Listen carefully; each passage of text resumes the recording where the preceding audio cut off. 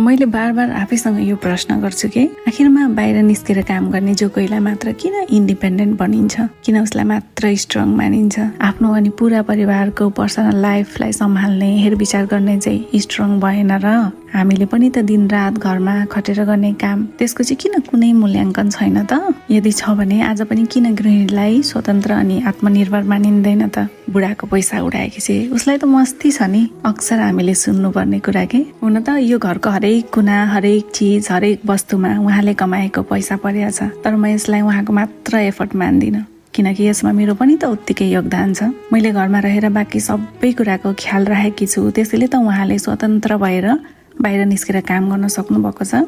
बिहान सबैभन्दा चाँडो उठेर भगवानलाई धन्यवाद गर्छु। कसलाई के मनपर्छ, कसलाई के चाहिन्छ, आज को आउँछ, कहाँ जानु छ, आफ्ना आफन्त, निम्तो, चुलो, मैले सकेसम्म हरेक चिज घरमै बनाएर खुवाउँछु। सबैको स्वास्थ्यको ध्यान राखेर पकाउँछु। त्यसैले उहाँ हेल्दी हुनुहुन्छ, एक्टिभ हुनुहुन्छ। यो मेरो कमाइ हो।